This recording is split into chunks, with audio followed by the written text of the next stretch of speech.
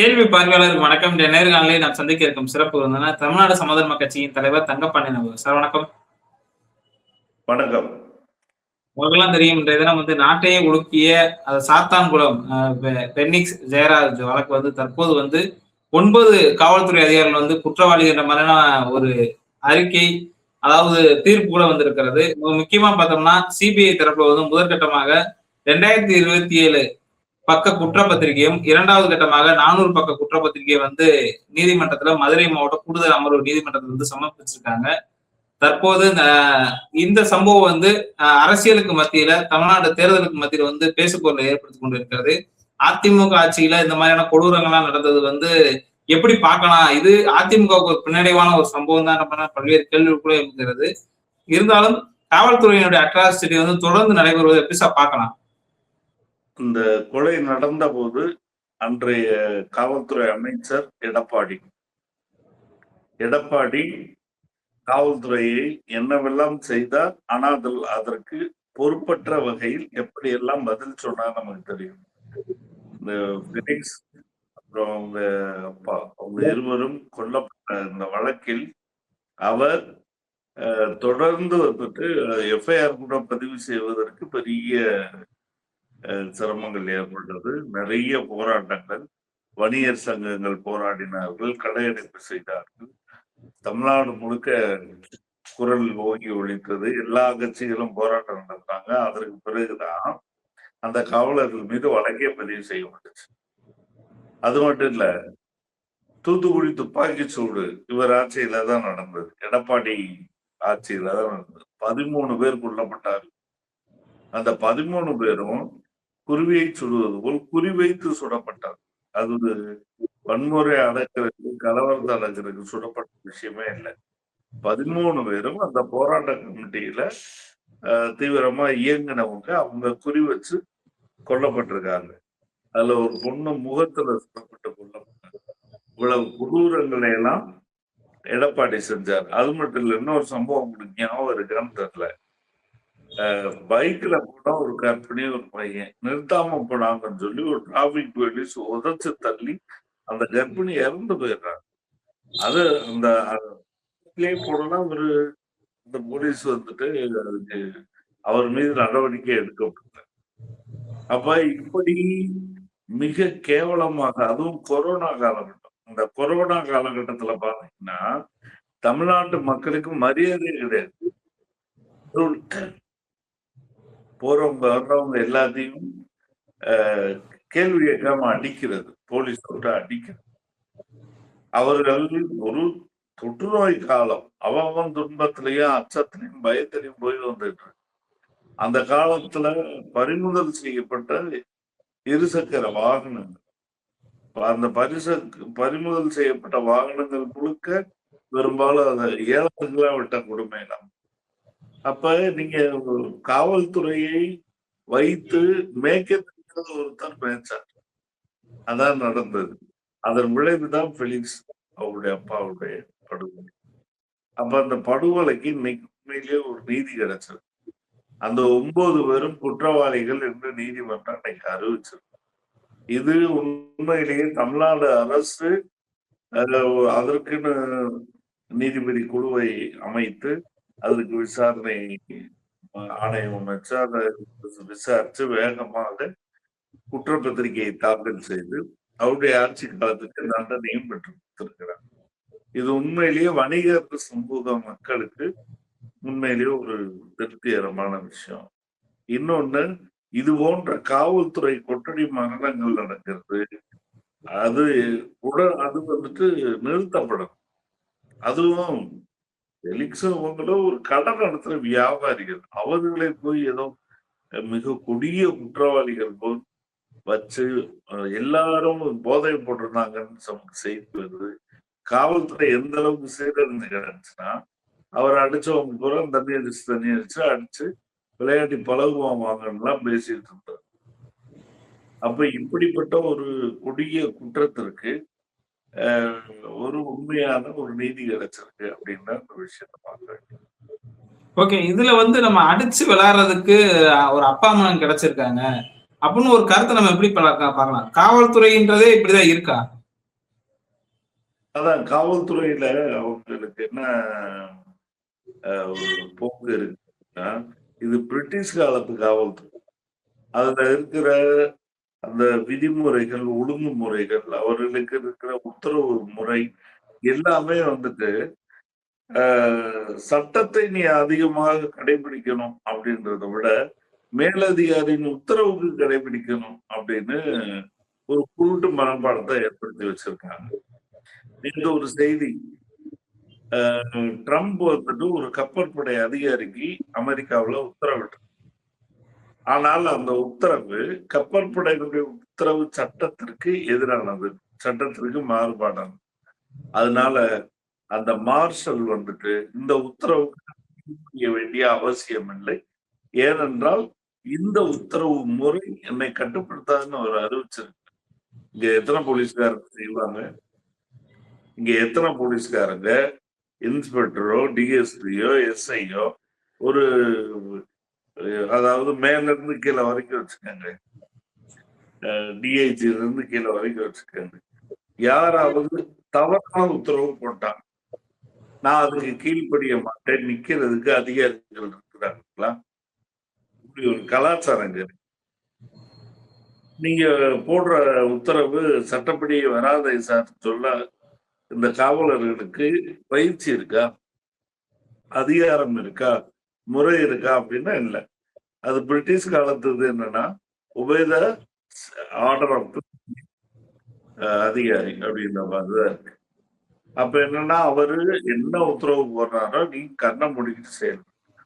அதுதான் இப்ப நவீன் படுகொலை வரைக்கும் வந்து நிக்குது. அதிகாரியை அடிச்சு விசாரிக்க சொன்னாங்க, எப்படினாலும் அடிச்சு விசாரிக்க சொன்னாங்கன்னு சொல்லி இவங்க தெருவா கூப்பிட்டு போய் அடிச்சிருக்காங்க. கோயிலுக்கு பின்னால போட்டு அடிச்சிரு அந்த பையனை கொண்டே விட்டாங்க. அப்ப என்னன்னா இது போன்ற ஒரு சட்டத்திற்கு புறம்பான உத்தரவுகளுக்கு கீழ்படியாத ஒரு கலாச்சாரத்தை காவல்துறையில கொண்டு வரணும். மிக முக்கியமா கேரளாவில் இருக்கிற மாதிரி காவல்துறைக்கு சங்கம் வைக்கணும், சங்கம் உருவாக்கப்படணும். நான் ஒரு வழக்குக்கு கேரளாவுக்கு போயிருக்கேன். போனாங்க என்னன்னா நான் ஒரு காட்சி வித்தியாசமா பார்த்தேன். இன்ஸ்பெக்டர் ரூமுக்கு ஏத்த மாதிரி ஏட்டு உட்கார்ந்து சேர போட்டு அவர் வாசல்ல இருந்து வெளியே வந்தா வெளியே ஏட்டு டேபிள் இருக்கு. அந்த ஏட்டு வந்துட்டு என்னன்னா ரொம்ப சுதந்திரமா இருந்தார், கால் மேல கால் போட்டு அவர் பாட்டுல கதை பேசிட்டு இருந்தாரு. உள்ள இன்ஸ்பெக்டர். நான் ரிசப்ஷன் இவங்க புகார் கொடுக்க போறவங்களுக்கு கேரளாவில் முறையாக ரிசப்ஷன் இருக்கு, வரவேற்பாரு, அழகா சோஃபா போட்டு வர்றவங்களை கம்ப்ளைண்ட் புகார்தாரரா உட்காந்து சொல்றாங்க, நிறைய கொடுக்குறாங்க. இதுதான் குடிமக்களுக்கு காவல் நிலையத்தில் செய்ய வேண்டிய வேலை. அவங்களுடைய முதல்ல காவல்துறையினரை சொந்தக்கார மாதிரி போய் பார்க்கணும். பயந்துகிட்டு ஏதோ நாயும் பேயும் பார்க்க போற மாதிரி போகக்கூடாது. ஆனா நிலம் அப்படியா இருக்கு, என்ன நடந்திருப்போ, புகார் கொடுக்க போறவனையும் பயப்படுற மாதிரியான ஒரு சூழ்நிலையை ஏற்படுத்தி வைத்திருக்கிறார். அப்ப காவலர் ஒரு எஸ்ஐயா வந்துட்டா அவனுக்கு என்ன நினைப்புனா, நாம நல்ல குடிமக்களுக்கு சேவை செய்ய வந்திருக்கோன்ற சிந்தனைக்கு மாறா என்னமோ அவர் வந்துட்டு ஒரு சின்ன மன்னர் மாதிரி அவர் நினைச்சுக்கிறது. அப்ப அங்க அந்த கேரளாவுல பார்த்த காட்சியில் முக்கியமான விஷயம் என்னன்னா, இந்த ஏட்டு கால் மேல கால் போட்டு உட்காந்துருக்கு. நான் போன என்ன தலைவரே, நீங்க தமிழ்நாட்டுல எல்லாம் நாங்க பார்த்தோம்னா இன்ஸ்பெக்டர் இருந்தா ஏட்டு உட்கார கூட மாட்டாரு, ஓடி ஒளிவாரு. நீங்க எப்படி கையை போட்டுக்கிட்டு கால் மேல கால் போட்டு நல்ல சௌகரியமா உட்கார்ந்துருக்கீங்களே, என்ன சமாச்சாரம்? அவர் என் டியூட்டியை நான் பாக்குறேன், அவர் சொல்ற வேலைகளை நான் கரெக்டா தவறாமல் செய்திருக்கேன். அதை தாண்டி நான் அவருக்கு பயப்பட வேண்டிய அவசியம் எனக்கு என்ன இருக்கு? நான் நீங்க மேல பார்த்து காவலர் சங்கம் இருக்கு, சங்கம் இருக்கா அப்படின்னு கேட்டதுக்கு நான் தான் இந்த ஜில்லா காவல் சங்கத்தினுடைய செக்ரட்டரி அப்படின்னு சொல்றது. ஜில்லான்னு ஒரு இது போன்ற காவலர் சங்கங்கள் இருந்தாதான் காவலர்களுமே நான் சட்டப்படி தான் பணியாற்றுவேன் அப்படின்னு அவருடைய உரிமையை அவங்க உறுதி செய்யணும். அப்ப இது போன்ற சீர்திருத்தங்கள் காவல்துறையில உடனடியா அவசியம். எல்லா பிரச்சனையும் தண்டனை மூலமா மட்டுமே தீர்க்கணும்னு நினைக்கிறதுலாம் காலாவதியான பார்வை. சரிங்களா? தண்டனை மூலமா தீர்வு அது. ஒரு குற்றம் அதனுடைய தீவிர வெளிப்பாடு. அதற்கு தண்டனை கொடுப்பது என்பது என்ன அப்படின்னா, புண்ணுக்கு ஆபரேஷன் பண்ற மாதிரி. சரிங்களா? ஆனா எல்லாருக்கும் புண்ணு வடிக்க விட்டுட்டு, கத்திரி எடுத்துக்கிட்டு நான் ஆபரேஷனுக்கு அலையிறேன்னா, அது முட்டாள்தனம் இல்லையா? அப்ப எல்லாருக்கும் ஊட்டச்சத்து கொடுத்தோம்னா, நோய் பொதுவா வராது. எல்லாருக்கும் கொசுவை ஒழிச்சோம்னா நோய் வராது. இப்படி அடிப்படை தீர்வுகளை நோக்கி போகும். அப்ப இந்த காவல்துறை பிரச்சனையில ஒண்ணு உடனடியான நிவாரணமாக சரியான நீதி தீர்ப்பு வழங்கப்பட்டிருக்கிறது. இதற்காக நாம் இந்த தமிழ்நாட்டினுடைய நீதித்துறையை பாராட்ட கடமைப்பட்டிருக்கிறோம். ஏன்னா அரசாங்கம் அந்த அதிகாரிகளை தண்டிக்கிறத நீதிபதிகளுக்கு ஒரு தைரியம் இருக்கா இல்லையா? அவங்க ஜெனூனா இருக்காங்களா இல்லையான்ற விஷயம். அப்ப அதிகாரிகள் தண்டிக்கப்பட்டிருக்காங்க. அதே நேரத்துல இந்த அதிகாரிகளும் இவங்களும் மனிதர்களாக நடக்கணும் அப்படின்னா அவருடைய வேலை நேரம், அவர்களுக்கான ஓய்வு, 8 மணி நேர பணி, இந்த மாதிரி விஷயங்கள காவலர்களுக்கு முறைப்படுத்தல. காவல்துறையில நான் சொல்றேன் 6 மணிக்கு மேல பூரா பயில் குடிகார பயில்கள் ஆயிட்டாங்க.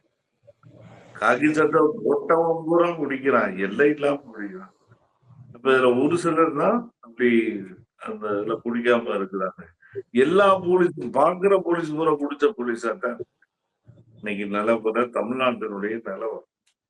அப்ப இது போன்ற விஷயங்கள் தடுக்கப்படணும். அது மட்டும் இல்ல, காவல்துறையினுடைய சங்கம் அமைத்தல் என்பது அடிப்படையில அவங்க குடிமக்களுக்கு எதிராக குற்றம் இழைக்காமல் இருந்திருப்பாங்க. இப்ப நவீன அடிச்ச பசங்க என்ன சொல்றாங்கன்னா, ஃபோன் பண்ணி ரிப்போர்ட் கேட்கிறாங்க. அவன் என்ன சொல்றான்னா, கண்டுபிடிச்சியா இல்லையா? உனக்கு விசாரிக்க தெரியல, நான் வேற ஆள மாத்துறேன். அது இதுன்னு சொல்றாங்க. அப்ப இதெல்லாம் இல்லீகல். இப்படி செய்யவே முடியாது. ரைட்டா? அப்ப அவருக்கு ஒரு சங்கம் இருந்ததுன்னா, அந்த காவல்துறை ஃபுல்லா இளைஞர். இப்போ போனவன் பூரா 30 வயசுக்காரன். நவீன் படுகொலையில உள்ளவன் போனவன். அஜித். அவன் குழந்தை, குடும்பம்னு அவன் செட்டில் ஆக வேண்டிய ஒரு போலீஸ்காரன். இப்ப அவங்க பூரா உள்ள கிடக்காங்க. சின்ன பசங்க பூரா. பேட்ச் ஒரு பேட்ச் இப்பதான் ஸ்டேஷன் போய் ஒரு 5 வருஷம் சர்வீஸ் தான் இருக்கும் அவங்களுக்கு பூரா.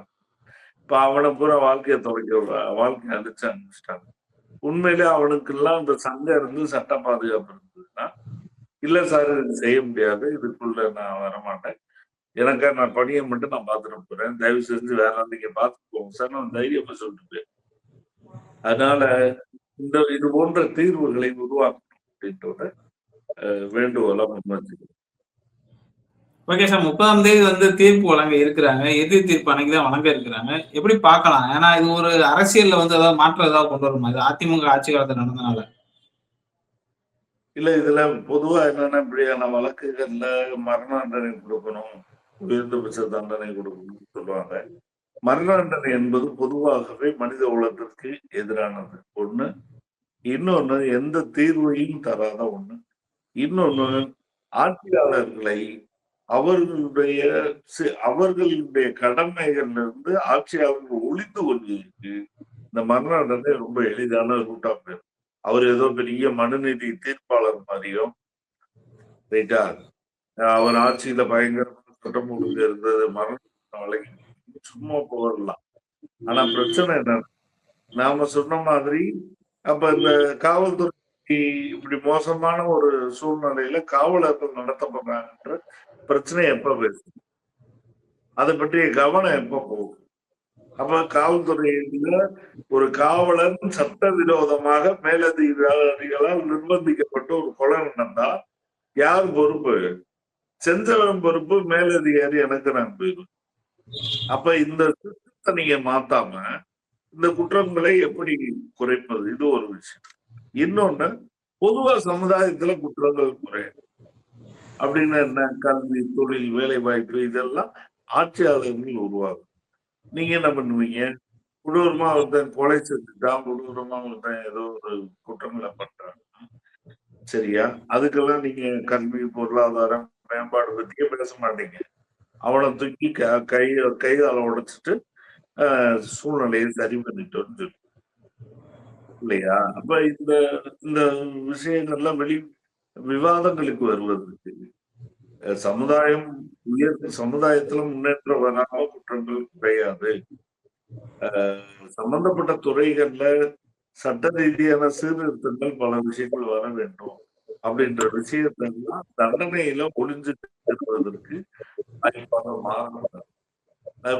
ஒருத்தனை கொல்லப்பட்ட அவன் தரப்பினுடைய வாதங்கள் அல்லது இப்ப கிட்டத்தட்ட 10 பேருக்கு தண்டனை கொடுக்கப்பட்டு இதுல ஒருத்தன் வேடிக்கை பார்த்துட்டு வேதனையா கூட வேதனையோடு இருந்திருக்கலாம், அடிக்காம கூட இருக்கு இல்லையா?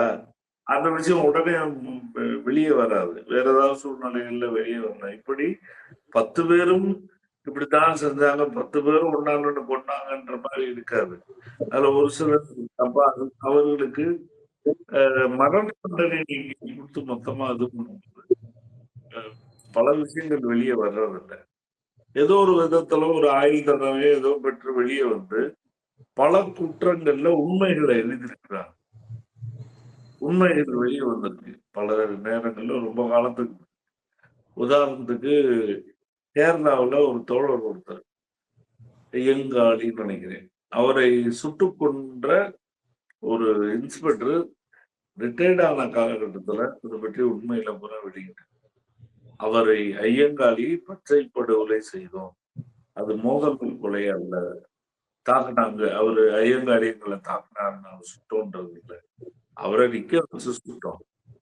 எனவே அது மனசாட்சி உறுத்துச்சு. இருந்தாலும் நல்ல மனுஷன், மக்களுக்காக ஒடுக்கப்பட்ட மக்களுக்காக போராட்டம், அவன் சாகுற வரைக்கும் அஞ்சல நீதியா பேசினான், அவனை அவங்க சுட சொன்னாங்கன்னு சொல்லிட்டு ரிட்டையர்மெண்ட்ல ஒரு வரலாற்றை பதிவு செய்ய.